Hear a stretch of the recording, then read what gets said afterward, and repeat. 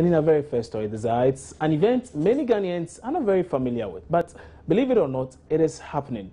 Fuel prices are going down for the first time in a long while today. Now, Chief Executive Officer of the Chamber of Bulk Oil Distributors, Senor Hossi, says consumers should expect at least a 10% drop. Consumers are to expect a reduction. And suffice to say, last week BDCs had reduced their prices significantly by as high as 10%, but it hasn't reflected at the pump. The key power of trying to get things corrected is information and the consumer. We are trying to deal with the information base and making it available to you as a consumer. So if you, in particular, consumers realize that publicly that BTCs have actually sold much lower by about 10%, by about 15%, by about 20%. I think you would also start expecting more when you go to the pump. All right? Once information is out there, we expect that fair prices will also translate to the consumer. But it starts with BDCs, and that's why we are coming up with these indicators. I can't speak for OMCs because they have that responsibility, and I believe they really have. I know the organization, and it's a very responsible one.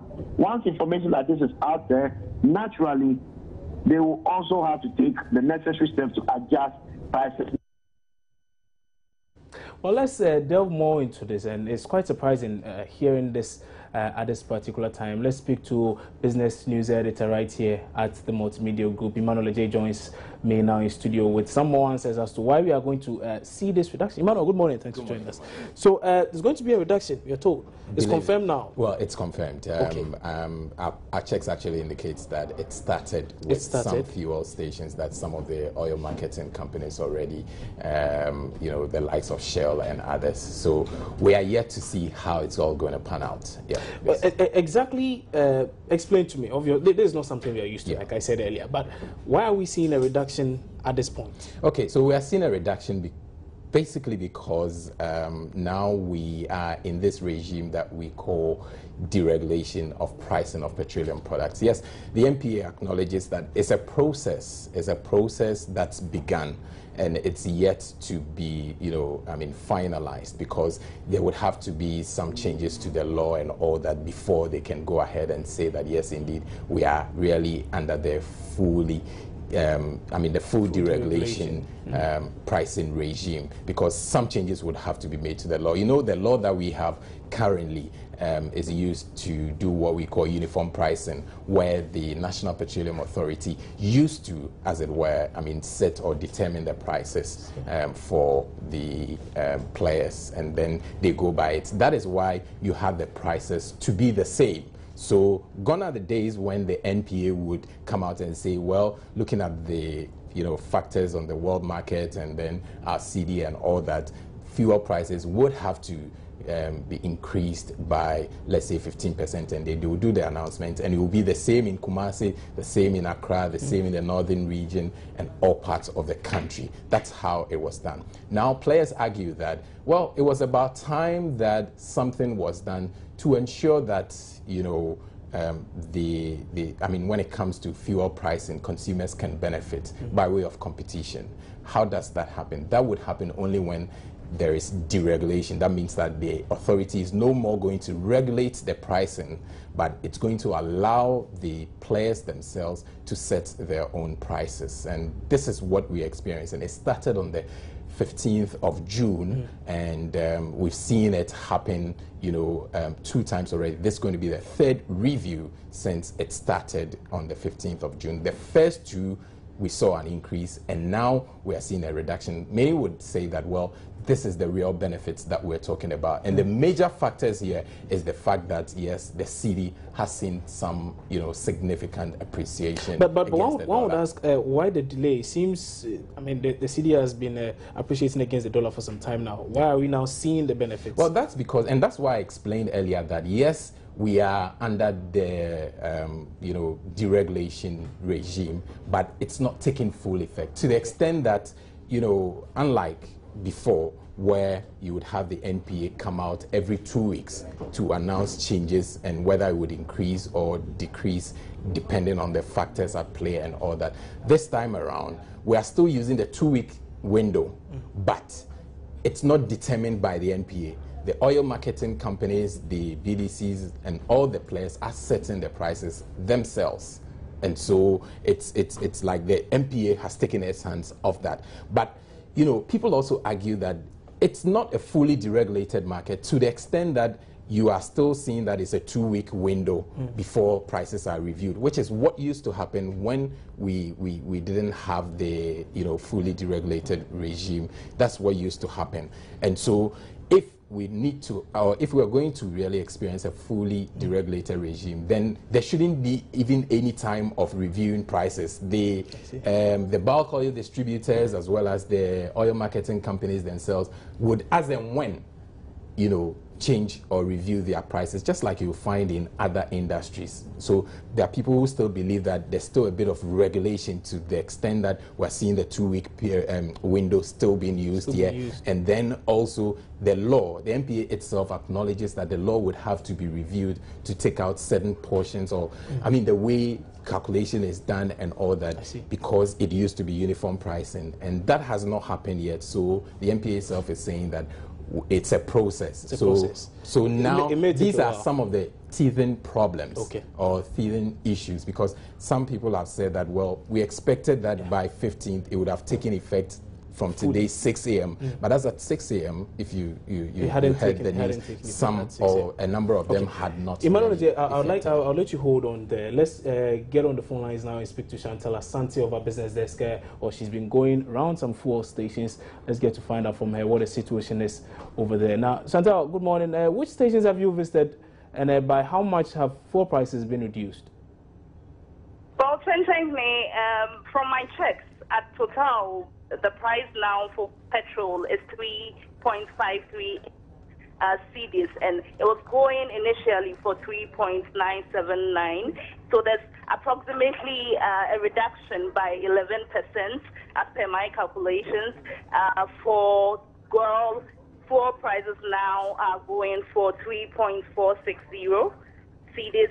And for Shell, we have 3.512 cedis. So it's approximately somewhere in the teens, between 11, 10%, 12%. Now, most drivers I spoke with were not exactly happy about the reductions. Many of them are saying that the reductions are negligible and that there should be a more drastic reduction for them. They think that that is when they would get to feel the impact of this. Hello, Chantal. Yes. So you are saying that drivers don't seem too happy about the reduction. They wanted something in the region of what, 20% or 30%? They wanted something that was more drastic. For them, 11% is not doing much. I spoke with one of them. He is saying that he used to buy a gallon of petrol for 18 cedis, and it's now going for somewhere around 16 cedis. So that's a reduction of 2 cedis. Just about 2 cedis. He doesn't think it's going to make much of a difference to him. So he's hoping for something that would go down further, and that's what they are pushing for. I see. Okay, so you mentioned that Total is now selling at 3 cedis 53 pesos, Goil at 3 cedis 46 pesos, and Shell at 3 cedis and 51 pesos. Is that the case? Shell is going for 3 cedis 512, so 3.512. That's Shell. Okay, all right. Okay.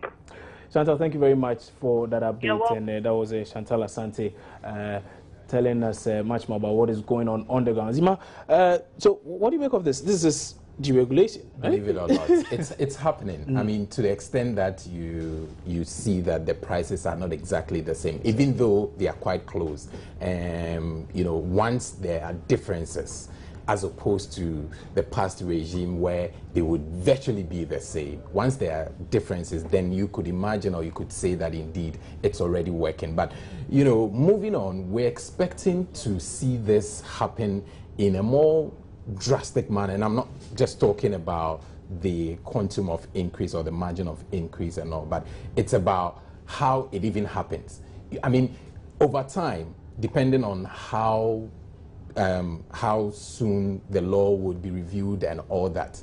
When all that is completed, you should expect that there wouldn't be 2 weeks before a review or 1 month or a week and all that. It can actually even happen every day based on the dynamics on the part of the oil dealers, that is, be it the bulk distributors, who would then sell it on to the oil marketing companies. We've also heard talk of the cedi strength against the dollar. What kind of impact does that have here? Basically, you know that we import what we call refined fuel, unlike the past where, you know, Tor used to refine a chunk of the fuel that, you know, we import. Now Tor, it's not, you know, in that position to do that. So a chunk of the fuel that we import are already refined, and they are imported again. Once they are imported, obviously you would need the dollar to import them. Now, this has been the argument by the bulk oil distributors, if you know something about what they call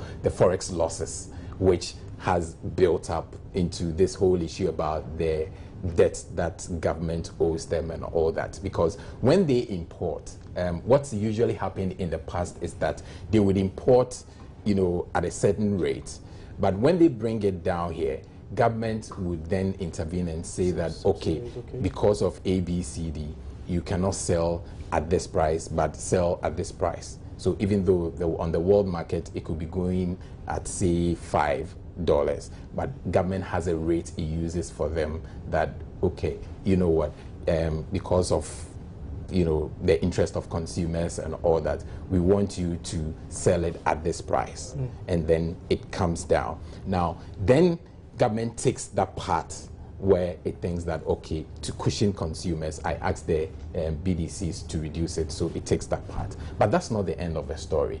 Then you would have a situation where they will go and sell. After selling, then they would have to, you know, they take a credit line that lasts for 3 months. They would have to then pay to their creditors what they took, that is the dollar and all that.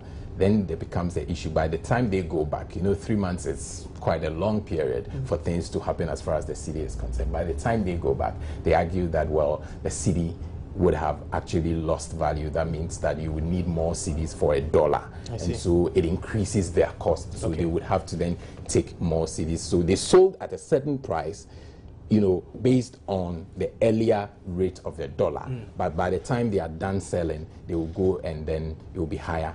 And this is where government also comes in, because the government expects them to sell at a certain rate. So the differential is what they call the forex losses, which is the main issue for them as to why they have, you know, the debt in place. Emmanuel, just one last thing before you go. Now, from what Chantel says, quite a number of drivers are not too happy about the reduction, just between 11 and 12%. Should we have gotten something, say, in the 20s or in the 30s? Well, it'll be difficult to tell for now, because they have a way of going about it. And yesterday, you know that the bulk oil distributors launched the formula.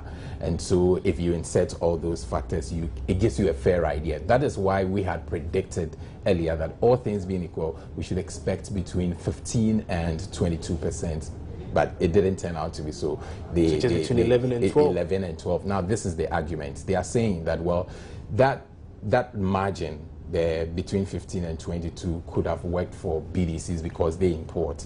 But by the time it gets to the OMCs, because they would have to also sell it on, they also add their margins, their cost and all that. And so they can give it to you at a lower, at a lower cost than that. And that's why we're seeing it. But like I said, for me, the main issue is that once we are seeing price differentials at different fuel stations and all that, it means that something has started. Over time, if we get the law reviewed and all that, we will not even have to wait till, 1 week or 2 weeks time and all that. It would happen automatically. But now we are seeing 11 and 12%. I suppose we shouldn't really hope for any reduction in transport fares.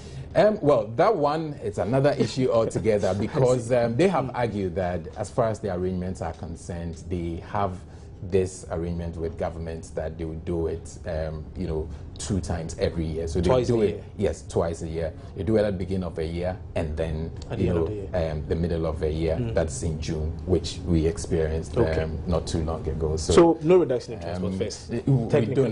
We don't expect unless they really want to be a bit more magnanimous. All right, Emmanuel J, thank you very much for your time. That's Emmanuel J, business news editor right here at the Multimedia Group, and we can move on and do some other stories now. And some sellers of live birds are defying the Food and Agriculture ministry's ban on the movement of poultry in the capital city, Accra. Now, this is because many of them are not aware of the ban. Hanodame has been speaking to some poultry traders.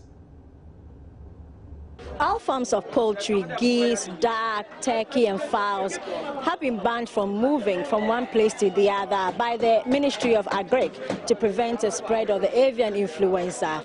We are finding out from the traders and farmers of poultry whether they know about this ban and if they are complying. Currently, we are at the Kantamanto poultry market.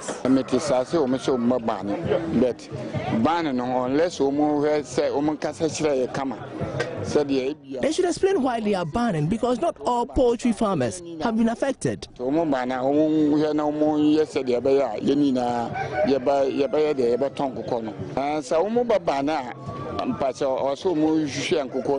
I think they shouldn't ban the sale and movement.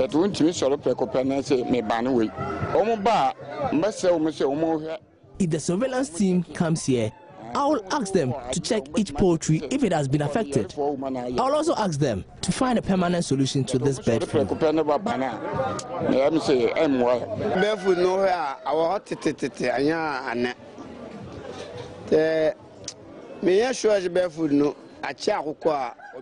flu has been an old age problem. I think it does not affect humans because I've never seen bird flu after selling poultry for so long.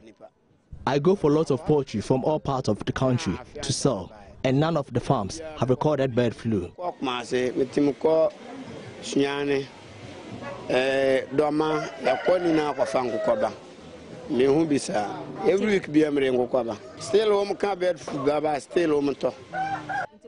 I've not heard of the ban. If they say they will ban it, I will keep selling until farmers also stop selling to me, because this is business and this is what I do for a living.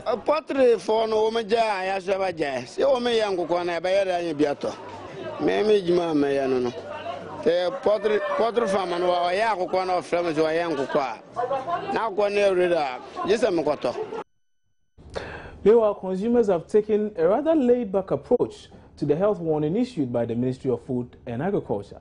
Janet has just purchased 35 cedis fowl, and I want to find out if she even knows about bird flu. Auntie Janet, what's a bird flu? Oh, me dear, I say me started to. I've been buying fowls from this place for some time now. Some people have been saying that there are sicknesses in some of them. But what I know is that it is the imported ones that have sicknesses in them. So even when I heard of the outbreak of the bird flu, I didn't get scared.